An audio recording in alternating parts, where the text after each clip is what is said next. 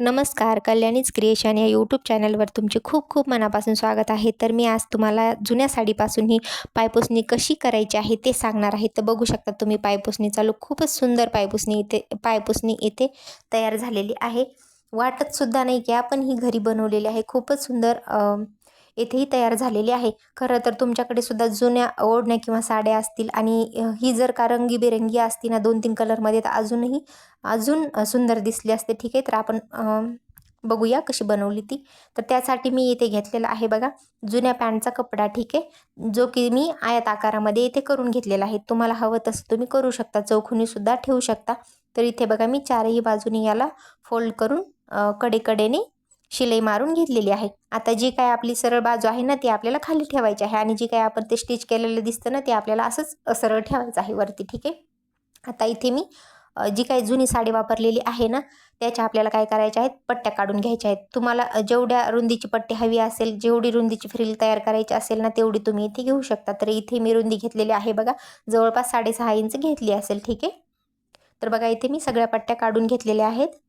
आता आपल्याला हे पट्ट्या काय करायच्या आहेत, कडेकडेने काय करायचं आहे, कडेने दुमडून आपल्याला एक एक शिलाई देऊन घ्यायची आहे. ठीक आहे, शिलाई थोडी मोठी असली तरी चालते, काहीच हरकत नाही, कारण आपल्याला याची फ्रिल बनवायची आहे. तर निघणार वगैरे काहीच नाही. तर सर्व पट्ट्या मी अशा अगोदर शिलाई करून घेते. आता ह्या ज्या काही पट्ट्या तुम्ही तयार करताना त्याला तुम्ही काय करू शकता, त्याला सरळ सुद्धा करू शकता काटापिनाने वगैरे, पण मी इथे केलेलं नाही आहे. जर तुम्हाला अवघड जात असेल तर तुम्ही या पट्ट्या ठीक आहे सरळ करून फ्रिल तयार करून घेऊ शकता. आता बघा मी तशा प्रकारे केलेलं नाही आहे. मी बघा कसं केलं आहे ते. अगोदर तर शिलाई मारून घेतलेली आहे पट्टीला पूर्ण.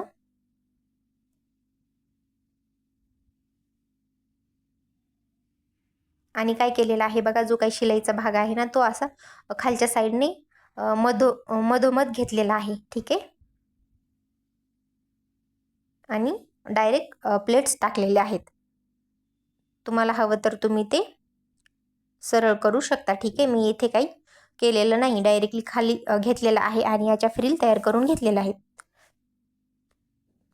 तुमच्या मनाप्रमाणे तुम्हाला हव्यात तशा फ्रिल तुम्ही तयार करून घेऊ शकता. छोट्या छोट्यासुद्धा घेऊ शकता आणि मोठ्यासुद्धा घेऊ शकता, काहीच हरकत नाही. आता बघा मी इथे अशा प्रकारच्या फ्रिल तयार करून घेतलेल्या आहेत. बघू शकता तुम्ही सर्व पट्ट्यांच्या इथे माझ्या फ्रिल तयार करून झालेल्या आहेत. आता आपण हे जॉईंट करूयात.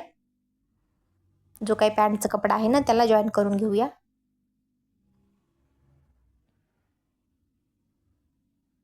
हे थोडंसं रंगीबेरंगी असते ना तर अजूनच खूपच सुंदर दिसलं असतं. आता बघा आपल्याला काय करायचं आहे, समोरच्या साईडने फ्रिल थोडीशी तुंबडायची आहे, म्हणजे जेणेकरून ते कडीला सुद्धा व्यवस्थित दिसेल. आणि याला मध्यभागी शिलाई देत शेवटपर्यंत शिलाई द्यायची आहे. आणि शेवटी सुद्धा आपल्याला हे दुमडायचं आहे आणि काय करायचं आहे, आपल्याला जी काही शिलाई आहे ना ती देऊन घ्यायची आहे. ठीक आहे, शिलाई व्यवस्थित देऊन घ्यायची आहे. आता त्याच्या जवळच आपल्याला दुसरी पट्टीसुद्धा तशीच सेम जोडून घ्यायची आहे, फ्रिलसुद्धा. ठीक आहे, तुमच्याकडे भरपूर फ्रिल जर तयार झालेल्या असल्या, खूप मोठी साडी असेल तर तुम्ही अगदी जवळजवळसुद्धा लावू शकता. तर मी इथे थोडंसं जास्त जवळ नाही लावलेलं, नाहीतर असं एकदम जवळ लावलं तर अजून ते दाट दिसेल आणि अजून भारी दिसायला सुद्धा एकदम असं सुंदर दिसेल. ठीक आहे, तरीसुद्धा माझीसुद्धा अशी पायपुसणी ना खूप सुंदर दिसत होती छोट्या फ्रिलमध्ये सुद्धा. ठीक आहे, नक्कीच ट्राय करा, खूप सुंदर दिसतं. आपल्या घरामध्ये तर एरवी पडलेलेच जुने कपडे वगैरे तर तुम्ही नक्कीच करू शकता. तर बघा इथे मी पूर्ण फ्रिल ना लावून घेतलेले आहेत.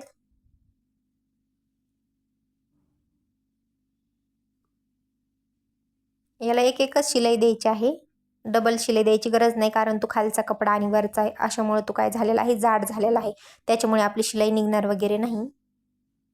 तर बघा पूर्ण आपली पायपुसणी इथे तयार करून झालेली आहे. बघू शकता तुम्ही पाठीमागे सुद्धा खूप सुंदर अशी तयार झालेली आहे. तर नक्कीच सांगा तुम्हाला माझा आजचा व्हिडिओ कसा वाटला. थँक्यू.